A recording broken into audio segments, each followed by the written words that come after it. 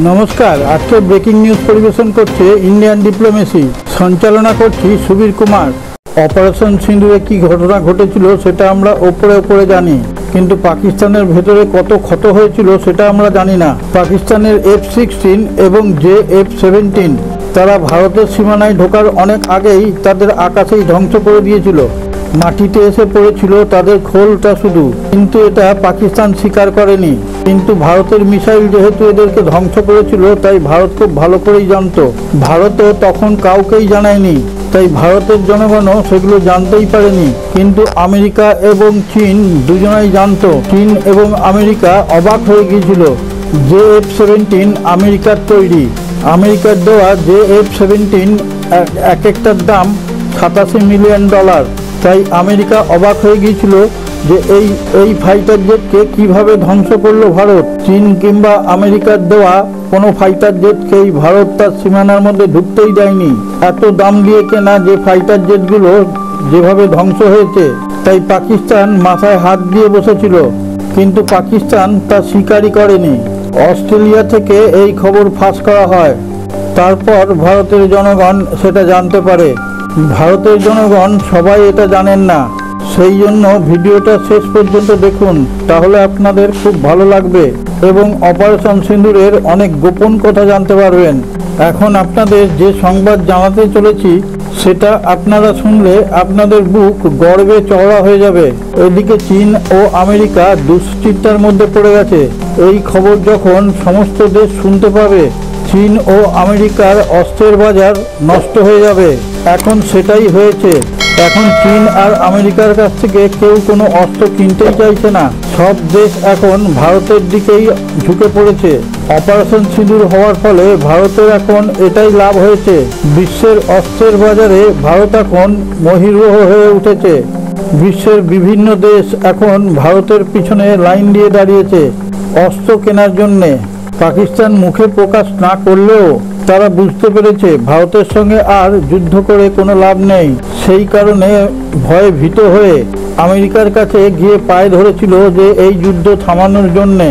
America কিছু করতে না পারায় পাকিস্তানের সেনাপ্রধান ভারতের সেনাপ্রধানকে ফোন করেছিল যে আমরা আর কোনো রকম যুদ্ধ করতে চাই না, আপনারা এই যুদ্ধ থামান।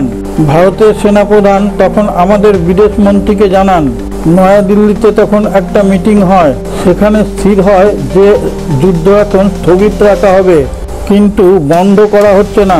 পাকিস্তান যদি কোনো রকম বদমাইশি করে তখন তাদেরকে একদম শেষ না করা পর্যন্ত থামবে না। সেটা পাকিস্তানের সেনাপ্রধান মেনে নেয়। ভারত তখন ঠিক করে আপাতত যুদ্ধ স্থগিতই রইল। এরপর যদি পাকিস্তান কোনো রকমভাবে সন্ত্রাসবাদীদের মদদ দেয়, তখন পাকিস্তানকে পৃথিবীর ম্যাপ থেকে মুছে ফেলা হবে। পাকিস্তানের সেনাপ্রধান সেটা মেনে নিয়ে যুদ্ধ স্থগিত রাখতে বলে। ভারতের গুপ্ত খবর দেওয়ার জন্য পাকিস্তানের ফাইটার জেটটি, যেটা 314 কিলোমিটার ভেতরে ছিল পাকিস্তানের, ভারতের S-400 সেই ফাইটার জেটটিকে ধ্বংস করে দেয়। তার ফলে ভারতের আর কোনো খবরই পাকিস্তান পাচ্ছিল না। তখন পাকিস্তানের 11টা এয়ারবেস ধ্বংস করতে ভারতের খুব সুবিধা হয়েছিল। অপারেশন সিঁদুর স্থগিত রাখায় পাকিস্তানের নেতা, আমরা ভারতের 5টা রাফেল ধ্বংস করে দিয়েছি, কিন্তু সবটাই ছিল মিথ্যা ভাষণ। ভারতের পাকিস্তানের ভেতরে ঢোকার কোনো প্রয়োজনই পড়েনি। নিজেদের সীমার ভেতর থেকেই পাকিস্তানকে নাস্তানাবুদ করে দেয়। যিনি এই ভিডিওটি দেখছেন তার কাছে আমাদের ইন্ডিয়ান ডিপ্লোমেসির পক্ষ থেকে একটি বিশেষ অনুরোধ। আপনি যদি আমাদের চ্যানেলটিকে সাবস্ক্রাইব না করে থাকেন, এক্ষুনি সাবস্ক্রাইব করে পাশে থাকা নোটিফিকেশন বেলটি ছুঁয়ে একটা লাইক দিয়ে শেয়ার করে দিন। তাহলে আমরা বিশ্বের বিভিন্ন প্রান্ত থেকে নিত্য নতুন খবর সংগ্রহ করে আপনাদের সামনে তুলে ধরার অনুপ্রেরণা পাবো। मिलाने का समय आ गया है। অপারেশন সিঁদুরে 5টা রেডার এবং 11টা এয়ারবেস সেটা তো ধ্বংস হয়েছিল আমরা সবাই জানি, কিন্তু 19টা এয়ারক্রাফট ধ্বংস হয়েছিল সেটা আমরা কেউ জানি না। পাকিস্তান তো নিজের মুখে কোনোদিনই সেটা স্বীকার করেনি। ভারত যখন আপাতত সিজ ফায়ার করে, তখন পাকিস্তানের নেতারা বলেছিল যে আমরা যুদ্ধে জিতে গেছি। তারা এতই মূর্খ, তারা তখন বুঝতে পারেনি আজ না হয় কাল সবাই তো জানতেই পারবে। তখন কি হবে? এখন তো সবাই জেনেই গেছে, এখন তো আর মুখ লুকাবার জায়গা নেই। এমন শিক্ষা পেয়েছে দিয়েছে যে আর কোনোদিনই ভারতের পেছনে লাগতে যাবে না। এর পরেও যদি ওদের সন্ত্রাসবাদীরা ভারতে যদি অ্যাটাক করে তখন তাদের দেখার মতো আর কেউ থাকবে না। কারণ চীন এবং আমেরিকা খুব ভালো করে বুঝে গেছে ভারতের সঙ্গে এখন যুদ্ধে এটে ওঠা খুব মুশকিল। তারা তখন পাকিস্তানকে কোনো রকম ভাবে অস্ত্র দিয়ে সাহায্য করবে না। পাকিস্তানের 19টা এয়ারক্রাফট শুধু আকাশেই ধ্বংস করেছে, আর পাকিস্তানের এয়ারবেসের মধ্যে হ্যাঙ্গারে 13টা এয়ারক্রাফট দাঁড়িয়েছিল, তাদেরও খতম করতে বেশি সময় নেয়নি। পাকিস্তান তো তাদের ক্ষয়ক্ষতির কথা কিছু স্বীকারই করেনি, কিন্তু 155 জন সৈনিক মারা গেছে সেটা স্বীকার করতে বাধ্য হয়। অফিসিয়ালি একটা লিস্ট দিয়ে যখন তাদের পরিবারকে মরণোত্তর মেডেল দেয় তখনই তো ধরা পড়ে যায়, কিন্তু এটা ছিল অফিসিয়ালি শুধু উচ্চ পর্যায়ের সেনানায়কদের লিস্ট, আর আনঅফিসিয়ালি যে কত সৈন্য মারা গেছে তার কোনো লিস্ট তৈরি করেনি। তাহলে ক্ষয়ক্ষতির পরিমাণ কতটা সেটা ধরা পড়ে যাবে বলে। পাকিস্তানের আকাশে একটা অ্যাভাক এয়ারক্রাফটকে ধ্বংস করেছে ভারত, আর হ্যাঙ্কারে রাখা ছিল একটা অ্যাভাক্স, তাকেও ধ্বংস করে দিয়েছে। এরপর থেকে পাকিস্তানের পাইলটরা আকাশে ওড়ার সাহসই করতে পারেনি। তারা জানিয়ে দিয়েছিল আমরা আর কোনো এয়ারক্রাফটকে আকাশে উড়িয়ে নিয়ে যেতে পারবো না। এই সমস্ত রিপোর্ট পেশ করেছে অস্ট্রেলিয়া। ভারত প্রকাশ করলে যদিও পাকিস্তান সেটা মানত না, কিন্তু অস্ট্রেলিয়া যেহেতু প্রকাশ করেছে সেইখানে তো আর ওদের কিছু বলারই নাই। অপারেশন সিঁদুর কোনো ছোটখাটো এয়ার স্ট্রাইক ছিল না, টোটালি ওয়ারফেয়ার ছিল। HWNC ফিল্ডকে ধ্বংস করে দেয়। এটা ছিল পাকিস্তানের গোয়েন্দা জাহাজ। এটা ধ্বংস হওয়ার পরই পাকিস্তানের অর্ধেক মেমোরি ধ্বংস হয়ে যায়। পাকিস্তান তখনই চিন্তার মধ্যে পড়ে গিয়েছিল যে এবার পাকিস্তান কি করবে।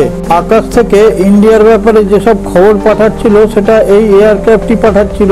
এটা ধ্বংস হওয়ার পর পাকিস্তান কানা হয়ে যায়। পাকিস্তানের 314 কিলোমিটার ভেতরে এই অ্যাভাক্স জেটটি তাদের বেস ক্যাম্প এবং তাদের ফাইটার জেট ও মিসাইলকে খবর দিচ্ছিল। এই অ্যাভাক্স জেটটি মনে করছিল ভারতের রেঞ্জের বাইরে আছে, কিন্তু ভারতের রেঞ্জ যে কতটা সেটাই তাদের জানা ছিল না।